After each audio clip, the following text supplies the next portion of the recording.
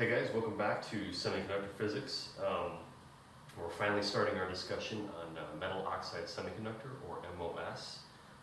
Just a little brief history. It was found, I think, back in the 50s or something. Shortly after the first Schottky diode was invented, which I think was 1947. They started looking at different transistor architecture, and gallium arsenide was known very early on to have superior electron mobility, and so electrons could travel at faster speeds in gallium arsenide than silicon. And there were a lot of other more exotic semiconductors out there other than silicon that people wanted to use, but they found that with silicon, if you take a piece of silicon wafer, or any piece of silicon in air, in space, or not space, but here on Earth, what happens is just naturally a native oxide will grow on top of it. It's usually only like a few nanometers. In the lab, in practice, it's always been a big problem. Usually you have to, before we prep wafers for epitaxial growth, we have to dip them in hydrofluoric acid to get rid of this, because it's almost instantaneous. From the time it enters, they pull it out of a vacuum, put it in the air, it grows this oxide very quickly. But what was great about this oxide is this interface it was a very clean interface, and that there were very few defects at the semiconductor, silicon, at this interface right here. Stuff like interface trap charges, dangling bonds, discontinuities were very small, which meant that these devices could have very fast switching speeds. They could go from on and off and on and off relatively quickly, where more exotic materials, germanium, gallium arsenide, which again shows some superior electron mobility, there was no dielectric that could be grown on top of it that had this. And so that's how MOS came about, and that led to MOSFETs, MOS, which is metal-oxide semiconductor field effect transistor, which led to CMOS, which led to everything that's happened with technology in the past 20 years. So the way the structure works is the silicon oxide can be grown on silicon. It grows just naturally, but if you put it in some kind of like, we use a quartz tube, when we do silicon oxide growth on silicon, and you just pump in oxygen, air, and heat up the temperature. It'll grow an oxide, and it'll grow kind of like this. So the growth is like this, and eventually kind of slows down over time. And they found when they took some, they grew some metal on top of it, like aluminum or copper or something like that. They got this pretty interesting structure here, and I'll draw it right here. So the way to draw the energy band diagrams as a function of distance or depth in the semiconductor, or depth into the device, I should say, is I always start with just drawing the oxide and the Fermi level, right?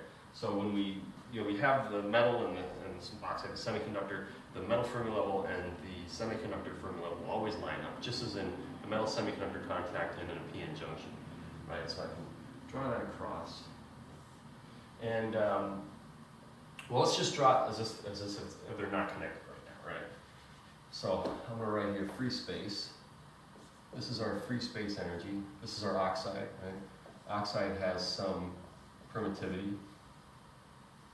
And, we use silicon on silicon dioxide in this example, but the steps that I'm going to use, you can use with just about any metal oxide semiconductor interface, or metal dielectric interface. If you want to do aluminum oxide on germanium, or titanium oxide on gallium arsenide. I mean, that would not make a very good contact, but you could follow these same steps, and you would get, these are all based on ideal conditions. So we got some metal with some electron affinity E phi n, right? And then you have semiconductor. We'll use a p-type semiconductor for this example, right? EI,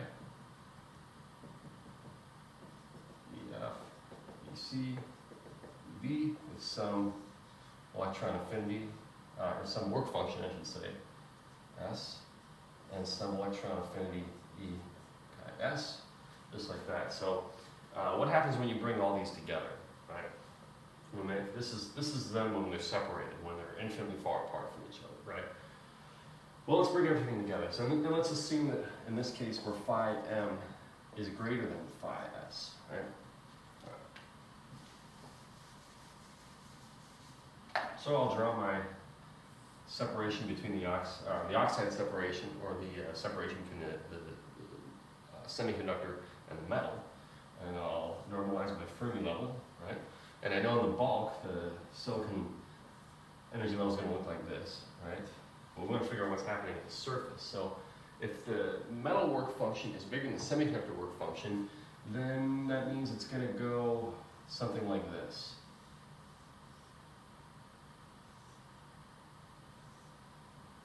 And this is what our MOS energy band diagram as a function of depth will look like, depth into the device, right? Again, EC, EI, EF, and EV. Okay. This right here is the thickness of our dielectric, and we'll define x-axis here. This x equals 0. X equals W. W is when the depletion region ends and the energy band diagram flattens out. The energy band's flattened out. So in this region, the electric field is 0, and potential in this region is the potential the same as the potential at this point. And as we go into this region where x is less than W, our electric field varies, and our potential varies as a function of x. So, yeah. So we can model this another way. If we apply some VG, some gate voltage we call it, right? Here's our, we'll call this VG, right? We apply it here. We say that there's some infinite distance from this metal oxide interface. There's a metal contact connected to some power source, some voltage source, right? Well, as we go across the silicon, right? Well, what's going to happen? What always happens when you apply some kind of bias, right? And let's say over here there's some metal contact that's similar to just going to ground right there, right? Well, what's going to happen is the EF Fermi level and the semiconductor and the Fermi level and the metal are going to come apart, right? And they become quasi-Fermi levels, right? So, but there's components of voltage drops across this device, right? For one, you have, if you just went all the way across, you could rewrite it as like this. Here's VG. And you have a component here, which would be your flat band voltage. For an ideal MOS structure, ideal meaning there's no fixed charges in the oxide and no charges at the interface, your flat band voltage would just be phi ms. Where phi ms equals phi metal minus phi s, right? Okay, and then we have another voltage drop. This is plus minus, this is plus minus, and this is the voltage drop across the oxide right here. Right? So there's a voltage drop across the oxide, the oxide, right? And then there's a voltage drop across the semiconductor right here. And we assume where the maximum voltage drop is, which in this case is where when x equals W, and which are, in red here, we get a voltage drop E psi s. So E psi s is equal to EI, or it could be EC or EV, it's all the same, EI at infinity, which also called the ball, over EI at 0. So this is x equals infinity, x equals 0. So that's just this distance right here. So that's brings to our third voltage drop, which is psi s, going ground. Okay. So, erase this. So let's consider a situation where we have a negative gate voltage, right?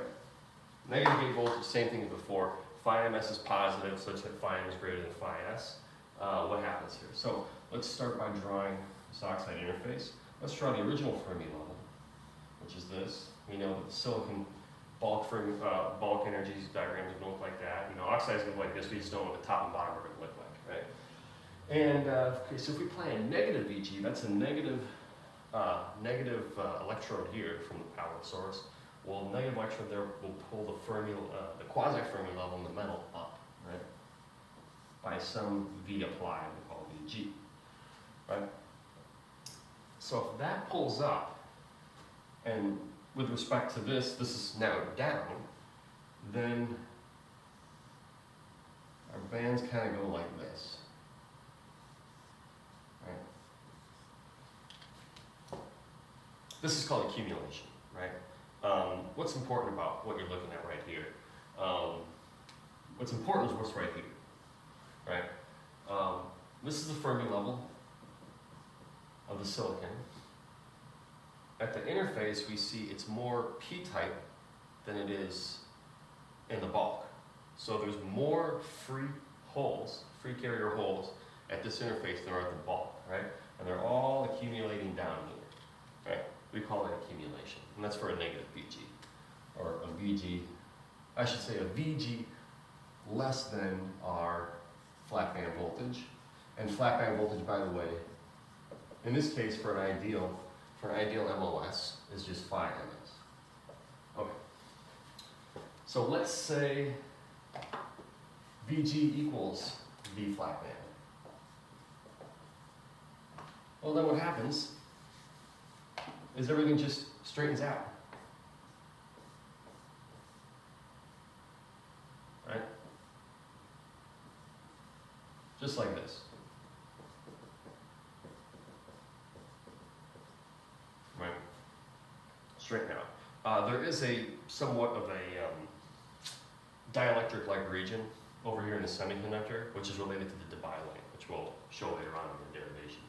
So, let's say VG is greater than 0. Or greater than phi ms, or greater than our flat band voltage.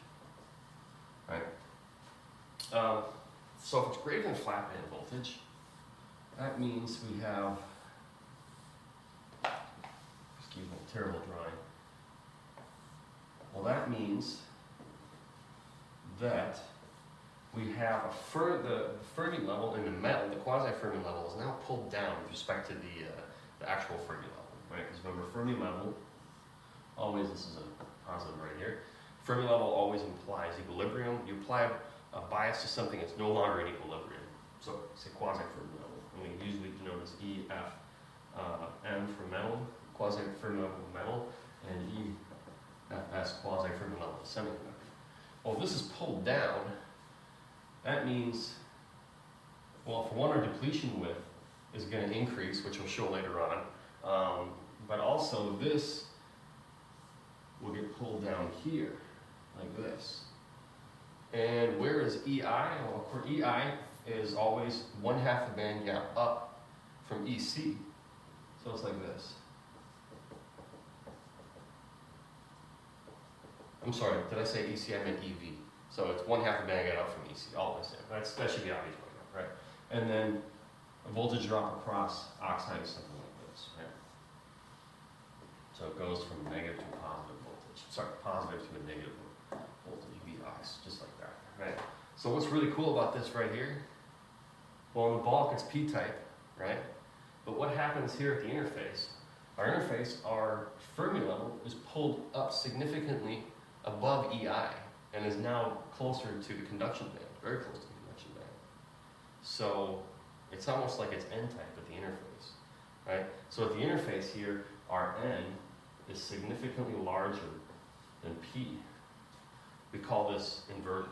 We have inverted the charge, the sign of the charge of the interface, you know. And if you were to plot, you know, charge as a function of x, you know, it would look something like this. Obviously, there's no charges in the semiconductor, or in the oxide. That's why this is linear right here. We'll show that through the Poisson equation. But of course, you have your the charge on the semiconductor, or the charge of the ionized dopants, the ionized acceptors, which is, you know, down here, right, and here's W, so there's your ionized acceptors. But then once you pass the Fermi level at the surf interface passes your EI, then all of a sudden electrons build up here at the interface, and you get this, and they build up just like that. And so the charge on the way the metal responds to this is it will send equal amount of charge to this interface to balance out the charge on this side, right? So the area of this must equal the area of these over here, right? So yeah, whatever the charge is on the metal, the charge on the semiconductor is the same, right? And remember that when we're doing some of these derivations later, right? So here's charge Q, right? And then there's no charge in the oxide.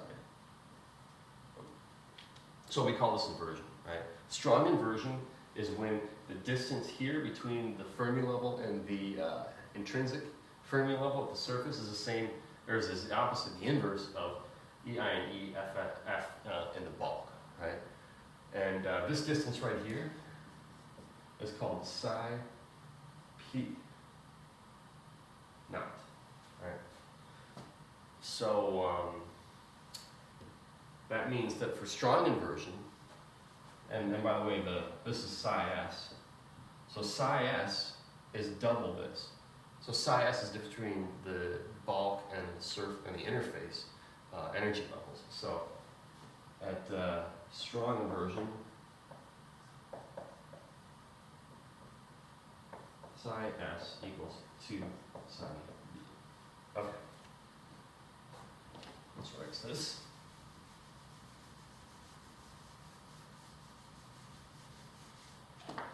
So, so let's write out our voltages here. So, so if we were to, you know, do KVL across this structure right here, we get VG is equal to phi ms.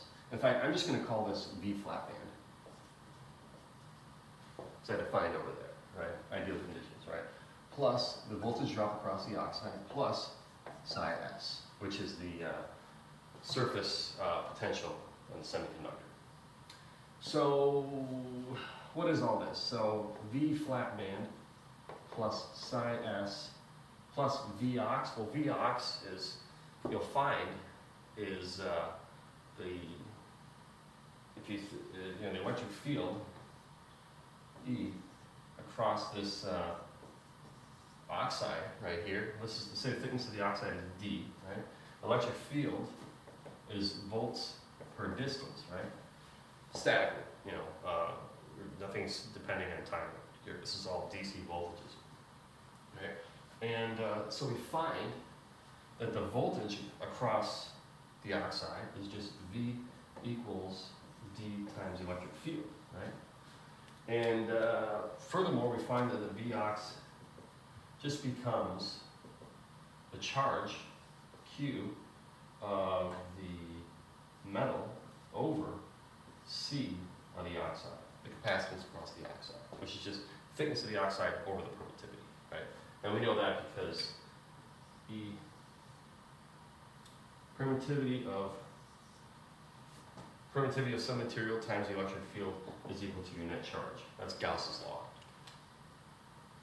So, but we also noted earlier that whatever the charge is on the metal side, you will get the opposite charge on the semiconductor side. So we can actually rewrite this as minus Q of the semiconductor over C Vox, right? How do we find charge in the semiconductor? Well, the charge in the semiconductor is, well, let's go back to Gauss's law, right? And I don't think I defined that over here, but you know, Gauss's law, electric field, integrate the surface around some electric field, and it's going to give you the charge, right? So in the metal, right, this holds very true. You know, you have this sea of infinite amount of electrons, you know, and so we can actually rewrite this just simply as E times electric field equals net charge, right, in the metal. But in the semiconductor, it's going to be negative. QS. Right? Qm equals negative QS, QS equals negative QM. So, our negative QS is simply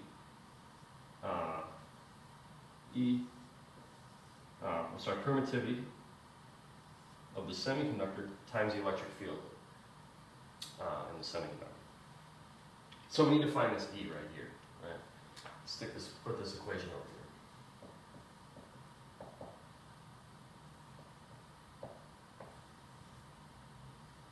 here. Okay. So, carrier concentration, before we get to anything else. So, carrier concentration, MOS, relies on Boltzmann statistics, Boltzmann equations. That is, given that you're a forward biased MOS, such that there's inversion, right, like this, what is the relationship between the potential as a function of x with respect to electrons in there? Well, if this distance is large, and then you have more electrons. So we can write n, our electrons in this p type as a function of x is equal to np naught e to the psi p beta, right? Psi p is 1 over charge ei of the infinity minus ei of some distance x from the interface, right? Notice that here, this is at the interface, right? So interface is just is ei of the bulk times ei of infinity, right? Or ei of 0, right? Here it's ei of x. So psi p is a function of x. So similarly, if we want to find p, well, it's just our whole concentration as a function of x. It's just p naught exponential negative psi p beta, right? Okay, what's beta? I didn't mention that. Beta is simply E over KT. We're going to be writing that a lot, so I decided to just simplify it to that. So they do that in a couple textbooks too. So these are the equations we can use to start deriving this electric field, right? And let me just rewrite this. Plus psi s minus q semiconductor over C ox. Well, C ox, again, is just permittivity of the oxide over the thickness of the oxide. So with this, we can start with the Poisson equation, and we can start actually deriving a term for the electric field, which will in turn give us this q of x. So before we started actually deriving the charge as a function of a potential in a semiconductor, I wanted to get some of these equations down and show you the energy band diagram as a function of depth, just so we have everything in place when we start deriving. So we know that our charge of the semiconductor is equal to the negative of the permittivity times the electric field of the semiconductor, and this would be actually E of x equal to w, right? Because at x equal w, we have psi of s, right? The surface potential, and the surface potential is going to tell us everything, because in a MOS, if you're going to plot charge, we care about the density of inversion carriers, right? The inversion carriers come right at the surface, right? So if you were to plot during inversion, if you were to plot electron density at the surface, or inversion electron density, NME, as a function of x, it would look something like this using the classical model. In real life, it's a little bit different. In real life, quantum mechanically, the electron wave function has to end when it gets to an interface, right? So, and there's no charge in oxide. So in real life, you do something called a centroid approximation, and the actual electron density profile looks like something like this. So this is just like maybe a nanometer or two or something from the oxide interface, right? And this is W. So, let's start with what we usually use, which is the Poisson equation. So, d squared psi over dx squared equals to negative dE over dx, which is equal to negative rho over e silicon, right? Okay, rho, in this case, is equal to electron charge, 1 electron volt, 1.6 e to the negative 19 coulombs, times positive charges minus negative charges. So let's say you're doped both n-type and p-type, you know, just for kicks, let's say that. So you have p minus n plus n d plus minus n a minus, right? We're going to rewrite it like this. E times p of x minus n of x plus nd is now p naught, and na minus is now n p naught, just like that, right? And this is pp, p sub p, n sub p, right? So let's substitute these equations in and use this. So we have dE over dx is equal to E over epsilon silicon times pp naught e to the negative psi p times beta minus 1 plus np naught e to the psi p beta minus 1, just like that. Okay, so let's do some manipulating. We can't really solve this in terms of x. It's very difficult. There are ways to do it, but it's more important to us to see q, our charge q, as a function of our surface potential, right? So I'm going to multiply top and bottom by electric field E, right? And what is electric field E? It's also negative d psi over dx equals E, right? So I can rewrite this as E dE over dx is equal to 1 over negative d psi over dx, right? Dx cancels out, and now we have this term, negative electric field. I'll start writing as a function of x. Actually, not yet. Not for that. dE over d psi is equal to this whole term right here, right? So next step, integrate both sides, right? Or multiply both sides by d psi, or negative d psi, and we're going to get this term right here. And we're going to integrate from 0 to electric field E, and we get E dE, but we're prime it, right? Because we're integrating from 0 to E, so these obviously in theory cannot be the same. Equal to AE over E silicon, integrate from 0 to psi p, right? And remember it's negative, so what I'm going to do is I'm just going to switch these around, right? So it's going to be np naught e to the beta psi s, oops, psi p, forget the psi s a minute, minus 1, plus pp naught e to the negative beta psi p minus 1 d psi. Okay. So now integrate both sides. We go back to the top. Wish I had a bigger whiteboard, or maybe one of those cameras that can shoot down and you can do the, do all your calculations on paper. But I haven't found one of those yet, so we're going to do it this way. So okay, integrate both sides. Oh, I forgot. I'm going to do prime and prime and prime. Right. This. There we go.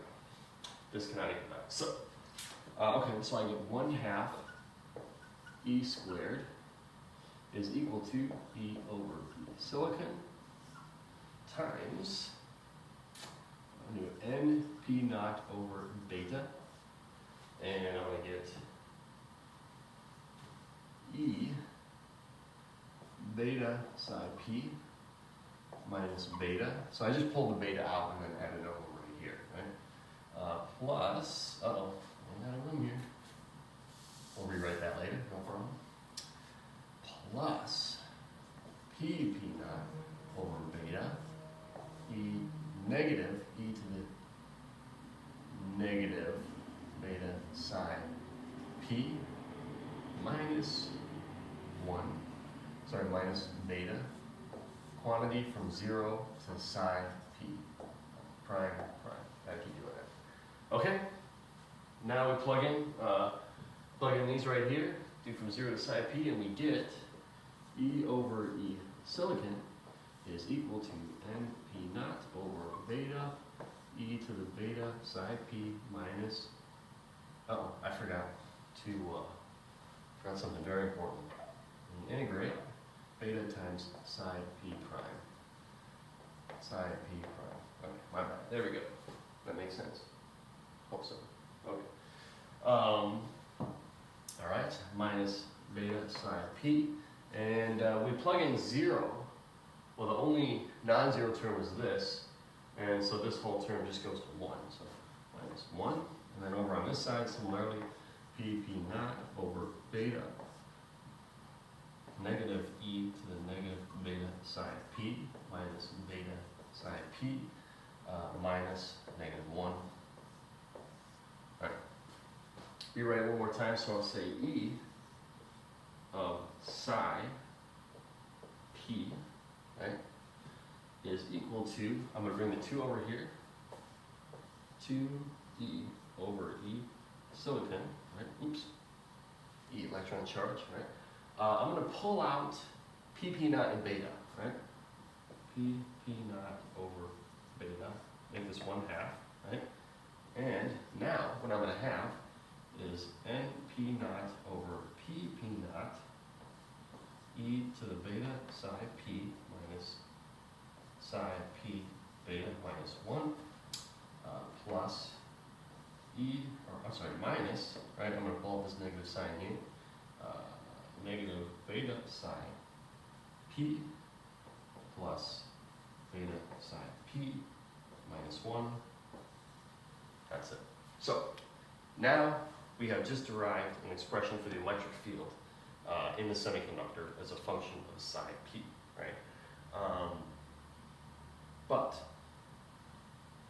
we want to determine Qs equal to negative E permittivity of the silicon times the electric field at your maximum potential, which is at the interface, which is at x equals 0, which is at psi of s, surface potential.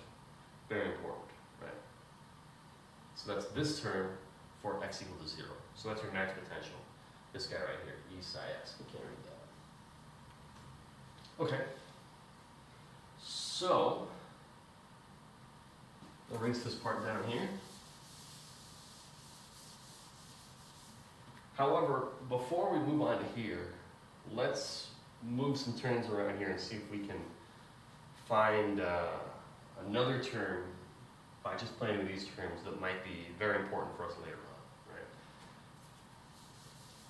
Well, let's just look at this whole expression right here, this constant that's sitting on the outside, a constant with respect to your surface potential.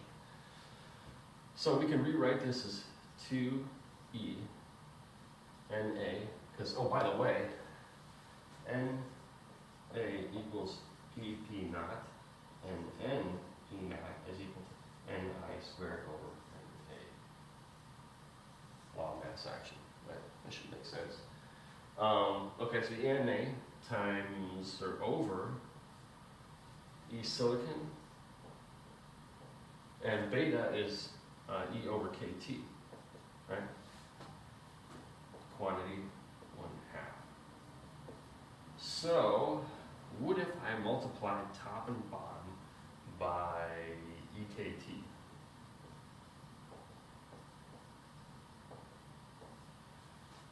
Well then, what would I have here? I would have, we could rewrite this as 2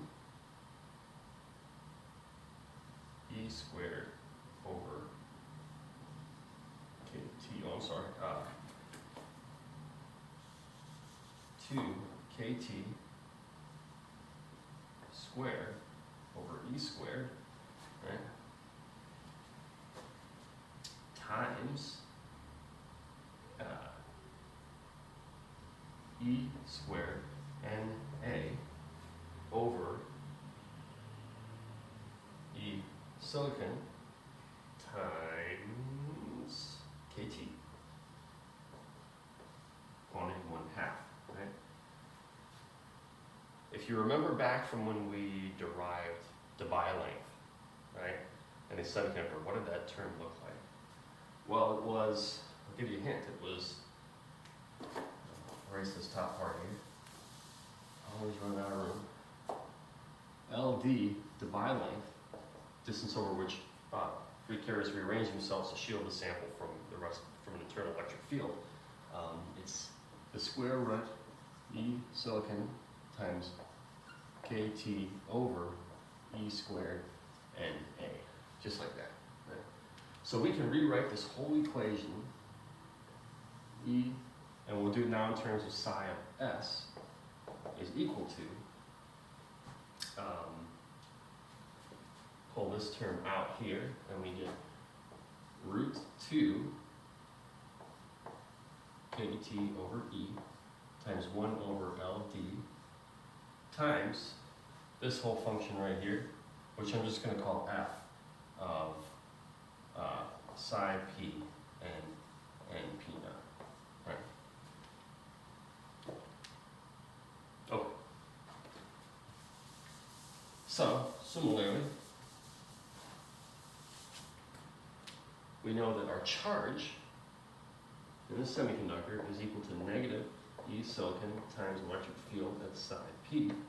So it's just equal to negative E silicon root 2 over Debye length times KT over E times, which I'm going to erase that, but I think I can remember it, NP naught over PP naught, E to the beta of psi S beta minus psi S beta minus 1 plus e to the negative psi P beta plus psi P, oh, I gotta write psi S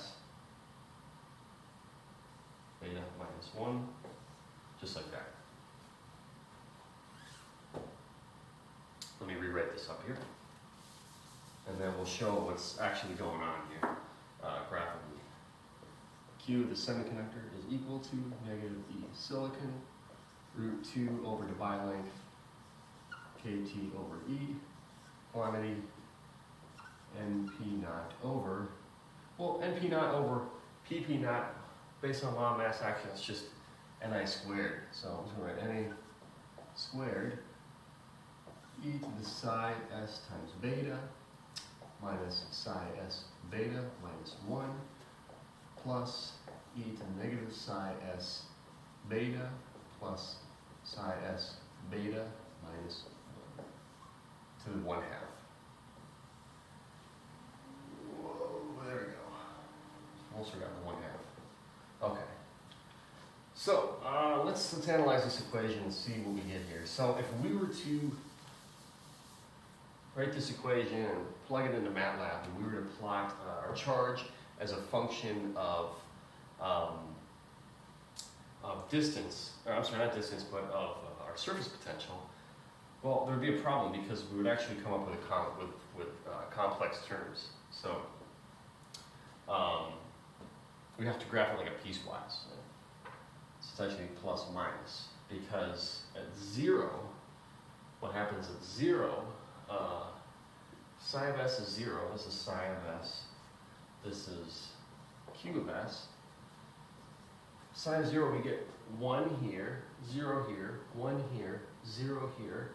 The 1 minus 1 is 0, 1 minus 1 is 0, and the whole term should, should go to 0. So, but if it's less than that, we're actually going to end up with a complex term. So we have to, so you have to graph it for positive side and for negative side. So in the end, it should look something like this. So over here we have accumulation.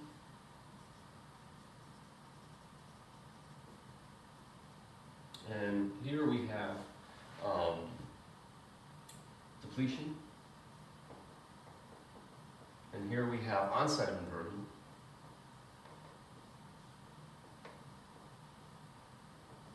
And this region here we have strong inversion. And this is when it's 2 psi p naught. Right. So what happened here at accumulation, which term do you think is dominating, right? For less than 1, it's going to be this term right here, right?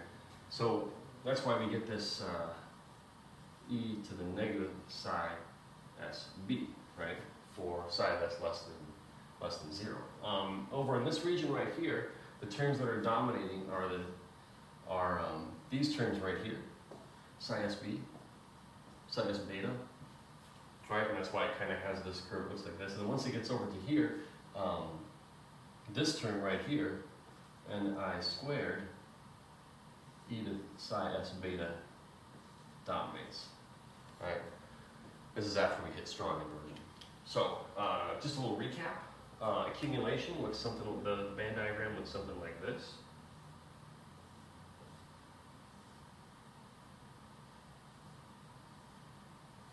Right?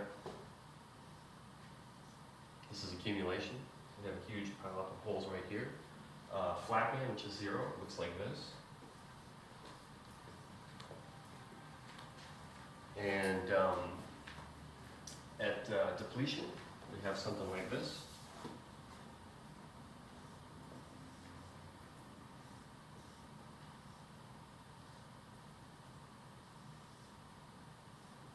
So, like that, right? Once the Fermi level goes up above, actually I should write it like this. Once the Fermi level starts to go, or I'm sorry, actually depletion is right there. So once the Fermi level starts to approach the intrinsic Fermi level at the interface, then it's depleted of all carriers and it's almost like it's intrinsic. And that's what happens actually right about here, right? And then onset of inversion looks very similar. Now, I don't need to draw the metal side, to really understand this. Side is like this, right? And then at strong inversion, which is over here, we have something like this. Where this potential, the psi of s, is equal to 2 psi p naught, or psi p naught is this right here. So this is psi p naught, at the interface it's double that. That's your surface potential. So we're going to stop right there with MOS. There's a lot of things we're going to get into. I would like to still kind of go back into PN junctions and talk about solar cells and a little bit about how those work, and metal semiconductor contacts. There might be a little bit more to talk about there, and then we can spend another 5 to 6, 7 lectures just talking about MOS and some of the devices that come off that, maybe go into MOSFETs. But we'll stop right there. This equation, this graph is pretty important, and yeah, that's it. Thanks for tuning in.